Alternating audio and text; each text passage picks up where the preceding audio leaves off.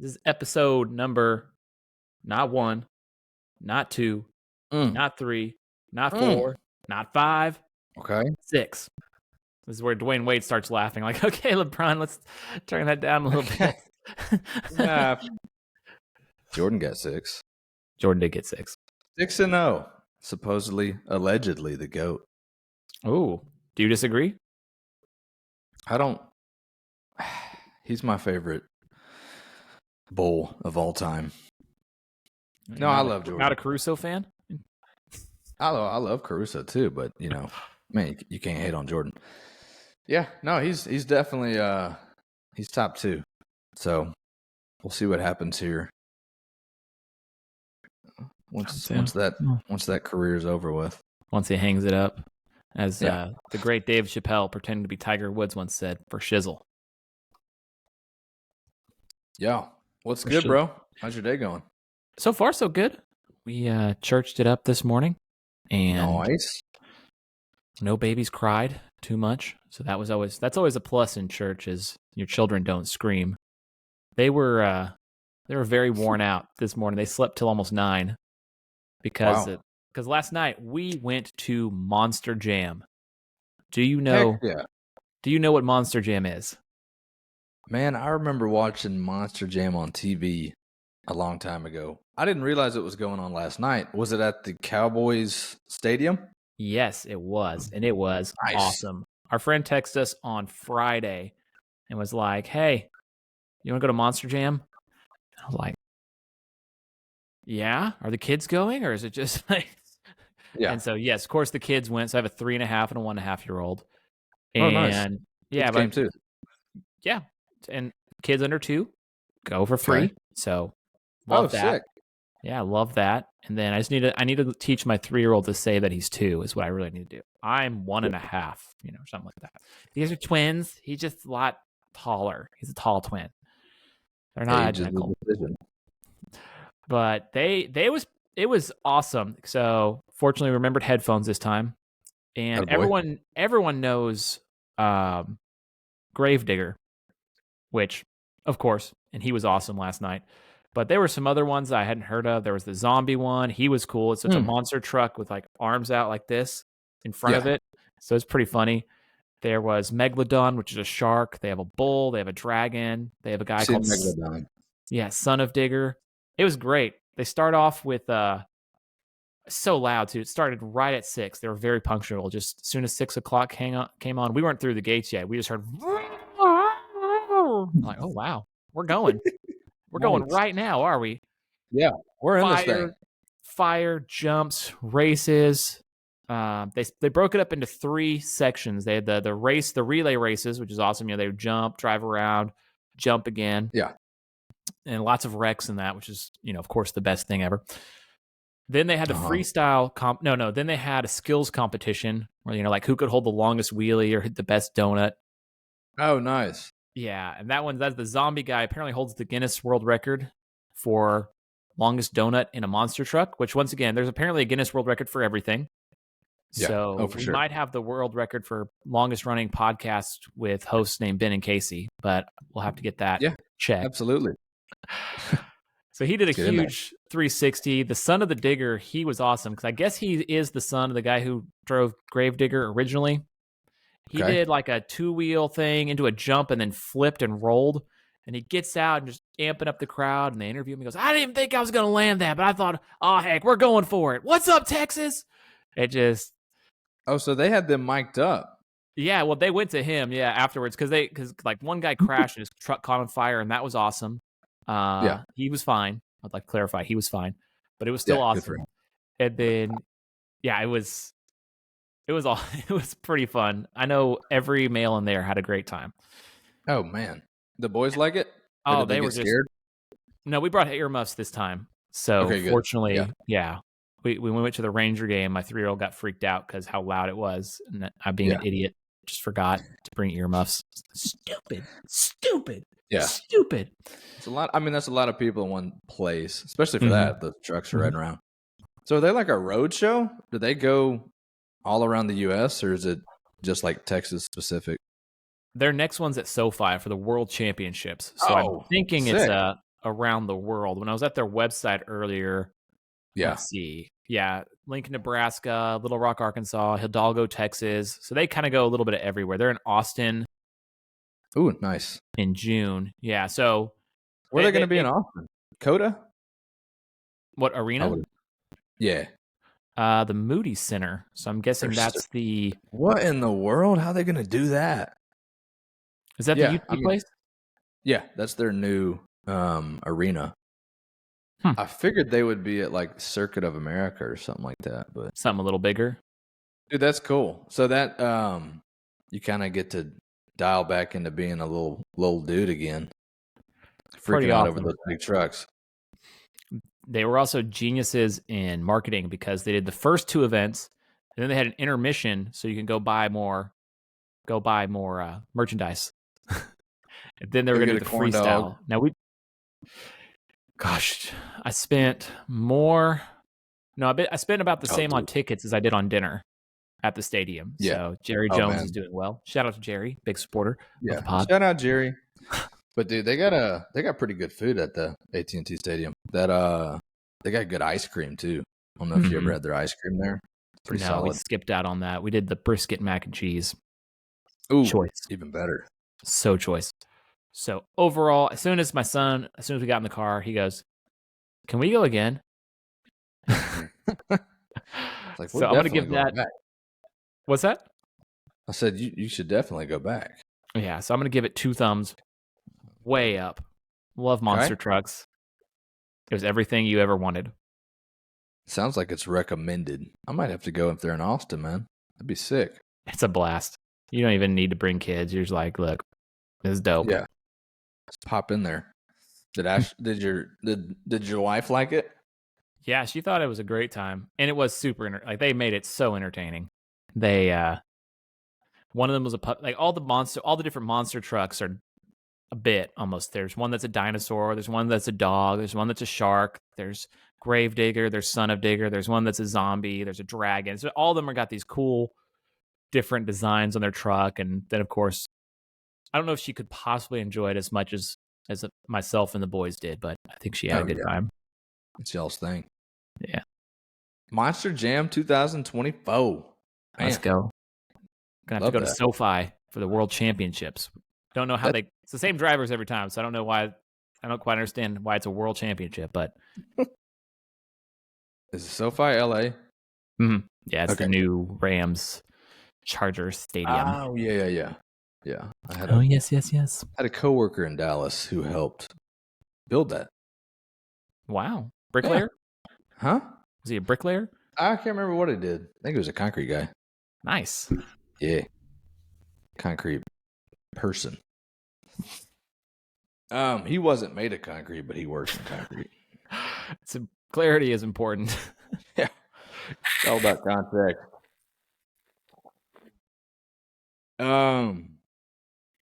You watched the Mavs on Friday? Oof. We got to be careful not to become a Mavs only podcast, but hey, that's our squad. That is our squad.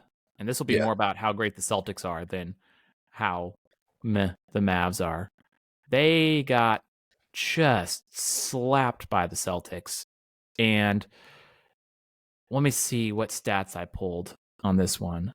I was going to give you my 2 cents. Yeah, go ahead and give me your 2 cents. I didn't watch Friday night. I was we had my dad and them were in town all weekend. So we were hanging out in Georgetown with the fam. But I woke up Saturday and I was like, let me run this thing back. I recorded it. And I don't know if I'm big on our starting 5. Who was starting? I like Luka, Kyrie, and Lively. I'm great with that. I can't remember his first name. Green. And then PJ Washington is the other starter. And I'm sold on the Gafford trade. I think that's already paid itself off. I'm not 100% sold on the Washington trade yet. I don't know if he's better than what we had with Grant Williams. It's the thing I think we're missing is we need a 3-point shooter in that starting 5. Yeah. I think Washington's supposed to be that, but he's still like a 36, 37% shooter. We need a 40% guy in there. No, for sure, because it was a runaway early. The Mavs fought back. So with just about it was almost halftime, and the Mavs were 4 of 18 from 3, and the Celtics were 10 of 18 from 3, and they were down. The Celtics were up 60-48. They were up by 12, and it's just so tough because it's hard to win in the NBA shooting 25-26% from 3 in a game. Well, and then you can't stop them. That was the biggest. That was the biggest thing. Is every time we got close, we brought it to 2, and then Celtics hit a 3. First, they missed a 3. I remember this in the third quarter, I think. Celtics miss a 3, but they get the offensive rebound, hit the 3.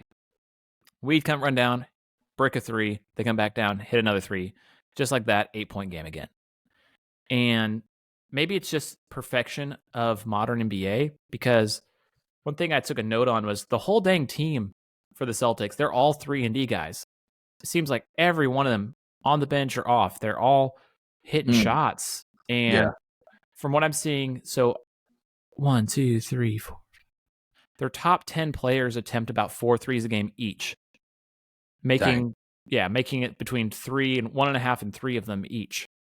And so you look at if your top, everybody can shoot. Yeah.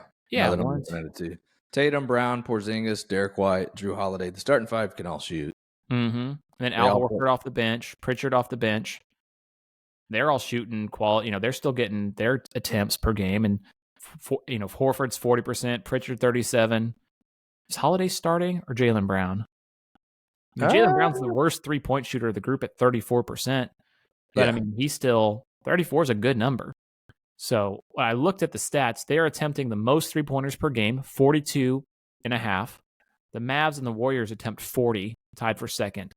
Wow. And then the Kings 39.5. So you have one team attempting 2.5 more 3-pointers, and they're hitting them at the highest clip in the league at 38. Well, one of the highest clips in the league, but considering they're making 17 to 18 a game. Mm-hmm. Yeah, 16.2 3-points made per game at 38.5%. So with their quality they have defensively of their players and the quality, they're hitting their shots lots. And it's not just one guy. That's the thing, I guess, with the Mavs that I think is their weakness is you have Luka, Kyrie, but that's kind of it. Do you trust PJ Washington to hit a 3? That's what I'm saying. I don't think they have the shooting. What's his name? Tim Hardaway Jr. He's streaky as well. He'll score 15, 16. But Kleba used to kind of be that guy. He was a 3-and-D guy off the bench. He still is. But, kind of like you noted a while back in the 2022 run, they had Dorian Finney-Smith. They had Bullard, right? Is Bullock. The other guy? Reggie Bullock, yeah. So they had a little bit more shooting along with the, Brunson and Luka ball handling. So I think we got what we need with Luka and Kyrie. We could use a couple more shooters. Just the whole league is – I just remember when – starting in the early 2000s, the rise of the 3-and-D player. Yeah. Oh, we need a 3-and-D. Oh, we need a 3-and-D. And guys like you mentioned, Bullock, Finney-Smith. This Celtics team, it seems like they're all all-star 3-and-D players. Yeah. They got 4 guys who could be the number 1 guy on any team. Potentially 5 guys. Their whole starting 5. I don't know if Derek White is that guy, but he's still pretty he's good. Great. Yeah. So – Celtics Clippers is my NBA Finals prediction. After watching, that was the first time I'd actually watched the Celtics in a whole game, not just highlights, and to see how it feels like they're inevitable. They just keep hitting shots. They keep shutting you down. The Mavs are working for every basket. They look really, really good, and tactically they look phenomenal. I will say this though, watching that first quarter and some of the fourth. I think that the Mavs are on the same level as the Celtics. Mm-hmm. The Celtics may just have a little bit more longevity and talent as a group. Yeah. But, I still think it's going to be Celtics Nuggets, and I wouldn't be shocked if the Nuggets win another one. They're solid. Jokic they're so good, man. They got such great chemistry. But we'll see what happens. Anybody could get hot in the playoffs. So that's true. What do you think about today's games? You got Knicks Cavs. That'll be a big one tonight. And you got not Nuggets. You got Warriors Celtics tonight. Warriors Celtics is one I wanted to tune into, see what happens. Warriors are my sleeper pick. I think they'll somehow sneak into the playoffs, and you never know, man. That could be a finals rematch from a couple years ago. Underestimate the champs. Yeah, it could be Warriors Celtics. I think that'd be a long shot, but I'm interested to see what happens today. So I bet the Celtics win. I think they've been handling the Warriors. I mean, they've been beating everybody. They're like what, plus 7 or 8 like that?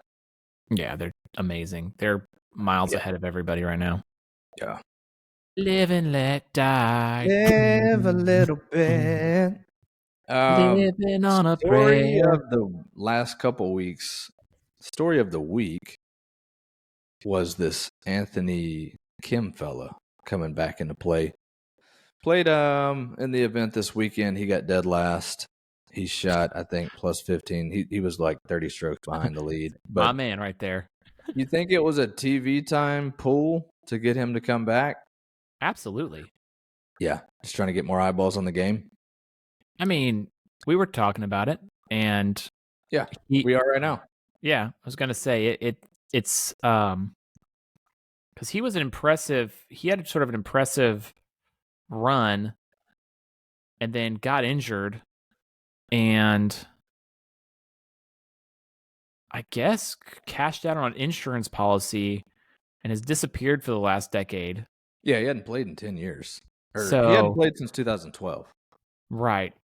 Yeah, because he did well in majors. He finished 3rd in the Masters in 2010 and 5th in the U.S. Open in 2011. He had 3 wins. He was kind of an up-and-coming hot shot. Because, 10 years ago when he last played, he'd have been 28 if he's 38 today. Right. And so he turns pro in 2006, starts off strong, 4 top 10 finishes in his rookie season. And that's in 2007. He shot a final round 67 at the U.S. Open, tying him for 20th. So that's where he got his momentum. He played in the Ryder Cup, I want to say. Yeah. Yes, apparently he was crucial in the Ryder Cup victory. And then in 2012, had surgery for his Achilles, and he didn't play a single tournament after that. And I guess cashed in on an insurance policy. Yeah. I think my perception too, like when he was on the tour back then, here's what's kind of unique about it. He was somewhat of like this kind of arrogant, boasty kind of player, which would be perfect in today's like social media golf world. But he might have been like a little bit ahead of his time. He didn't fit that country club kind of mentality feel back then, because I know a lot of the players on the tour weren't very fond of the guy his first couple of years, but they also spoke highly of him about how talented he was. It's hard to come back after being gone for 12 years and be competitive. I think it's cool they're giving him a shot. I'll say. Did you see his shank? I didn't see his shank. Oh, man. It was Tigers a couple weeks ago? It was straight to the right. Nice. It was one where if we were playing, I would look around and just drop another ball real quick. Yeah. I'm just going to hit that again. Yeah. It's going to swing 2. The thing I think was We're not counting that one. We're not counting that one. No. The guy who won the event this weekend, this Joaquin Niemann guy, he's won 2 out of the first 3 events. 25-year-old kid from Chile. Ooh. I was looking him up. He's got a pretty impressive resume. I guess he was like the top amateur in the world in 2017, 2018. He played on the tour for a couple years, had a couple wins. He won at the 2022 Genesis Invitational. Oh, there's a real one. But he might be the next big name. Was walking in Neiman. Neiman Marcus. Joaquin Neiman Marcus. There you go. So this is what we were talking about a few weeks ago. They buy out the big names, but then also if you got that much money, you can buy all the up and comers too. Yeah. You guaranteed contracts That's where I think it's going to level some of the playing field of these guys, like coming from the Latin America or like the European tours. They're not going to have to play by the rules to get over to the PGA Tour. If they get noticed or they're top 5, top 10, they may take the live route. Or like that kid from Tennessee. There's like a 19-year-old kid on the tour. Yeah, that's amazing. I don't know if you saw that guy. He was like the SEC champion, I think last year, the year before, something like that. And now he's playing next to John Rahm and these guys. When it may have taken him 5 or 6 years to do that in the PGA. The only downside is that they won't get invitations to the majors because I don't think live counts towards the standings yet. Yeah. So that's the only downside. Why the other guys jumped, like John Rahm, is the money's good and he gets to play in the majors. So he gets that best of both worlds. Miley Cyrus. Right. They don't get points for the world rankings, right? That's my understanding, yeah. Best of both worlds. Dun, dun, dun, dun, dun. Who'd you like better, Miley Cyrus or Hannah Montana?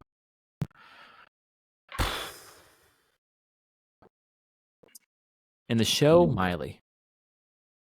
Yeah. Right now, Hannah Montana. Probably go Hannah Montana. Yeah.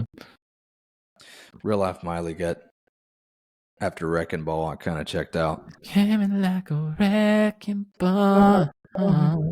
Did you listen to the Cat Williams Joe Rogan thing at all? What is reality? How do we know we exist? Exactly.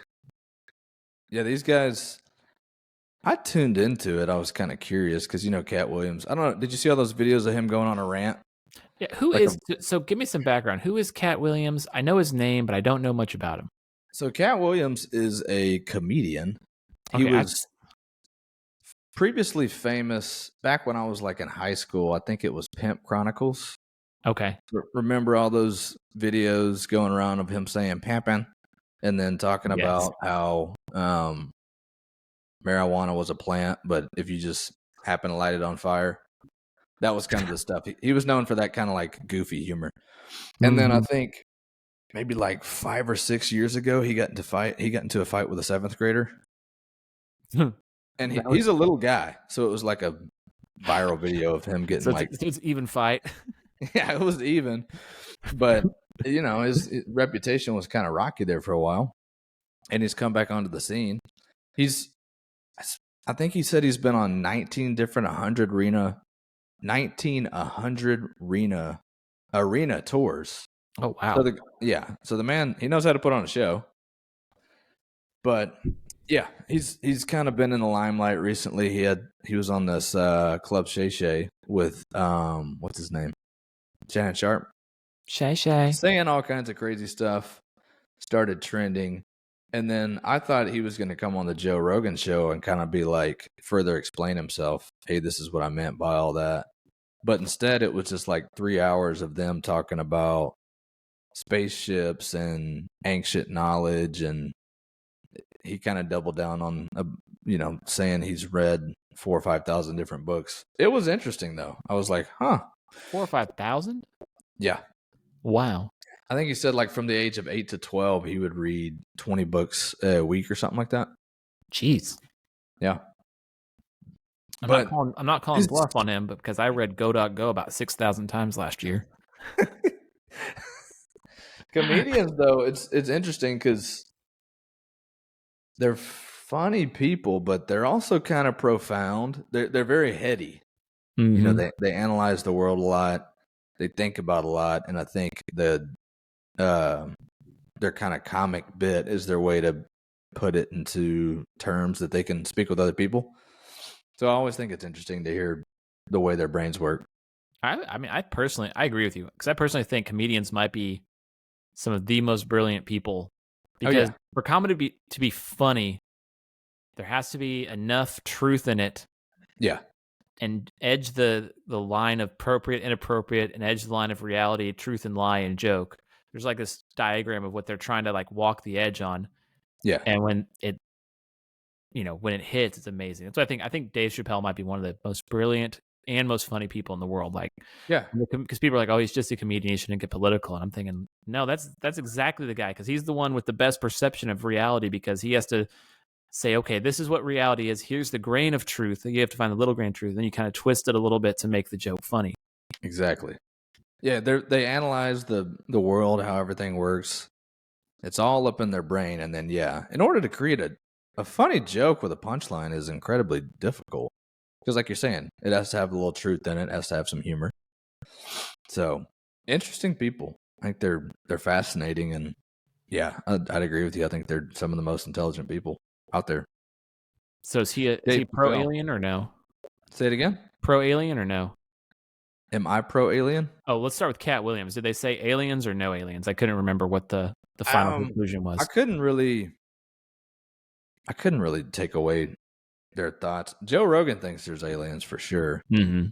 I think Cat agreed as well that there's different worlds going on out there. Beyond the mind's eye. I've always said, I told you what my thoughts on that. I think we are the aliens. Yeah. We found this planet and we're like, okay, this is our home now. Interesting. I would say somehow. Yeah, I would say no until proven otherwise. But I'm how much, what odds could I get or what would I bet on it? Not much. Yeah. Not much. I'd say no until I just don't think so. Not intelligent life, just because I feel like we'd have already seen it by now with all our telescopes. Mm-hmm. And so what I think also on like the different the airline pilots that see the different things, the square boxes and stuff, I think there's two options. Well, there's four options. So it could be space aliens, it could be us from the future, it could be interplanetary beings, or it could be an advanced civilization or a black ops operation, one of those. So I lean towards could be advanced civilization that's underneath the sea, because apparently a lot of these things come out of the water or near the water. Yeah. Or black ops operation. Those are my two. If I were to guess, those are my two guesses as to what these things are. But I'm not anti-alien. If you do exist, I'm for you. I'm pro-alien. There you go. You should have the right to vote. We'll see. I think it'd be cool to see an alien. Yeah, I don't know. I don't think there's green people out there. I think it may look like a different form of us. Well, I think one of them plays for the Spurs. Oh, yeah, for sure. Wembanyama? Did you see they had this stat up, and it was stocks, they called it, steals and blocks combination. Uh-huh. Yeah, because Lively has been playing, and going back to the Mavs real quick, Lively has been playing really well. And in the last 5 games, he has 3.8 steals and blocks combos. Now, for reference, Anthony Davis, 3.6, Brook Lopez, 4. Victor Wembanyama leading it with 7.8 steals and blocks per game in the last 5 games. Just, he's hit his stride. It's very long. Is he rookie of the year? He has to be. Who else could it be? Closing argument. Well, I'm big on Chet. I love Chet with OKC. Does he qualify? Yeah, he does. He tore his ACL or something like that playing in the Drew League against LeBron the year before his rookie year. Gotcha. So he sat out all of last year. It's kind of like the Blake Griffin thing. Mm-hmm. But they're calling this year his rookie year. He technically had a full year of development within an NBA organization. Right. His stat line's not as good, but his impact, he's kind of like a Draymond for me. I think he's the chip on the shoulder guy for the Thunder. Well, he has SGA playing ahead of him, though. That's the exactly. Thing. He's not the guy. So if you want to hold that against him, that's fine. But I don't. That's what I'm saying. I don't want to hold that against him. I like him in the conversation, but his stat line is not going to be the same as Wembanyama. But I think his impact on that team is very important. Mm-hmm. He may be one of the most impactful rookies, but they're going to give it to Wemby. Wemby has 20 points, 10 rebounds, 3 assists, 3 blocks, 3.3. And 20, 10, and 3? Yeah, Chet has 17, 7.7, and 2.6. So he's close, but... Yeah, he's right there. And that's with having a MVP level guy on your team and, a couple other guys who are hitting shots. Chet for Rookie of the Year. Check that. Let's advertise it's in Oklahoma City. Yeah, that's true too. It's OKC, so clip that for a reel. Chet is your rookie of the year. Let's let me don't skip past this if you want a blessing. Blessing. I'm gonna take a coffee break real quick, and then let's get back at it. All right.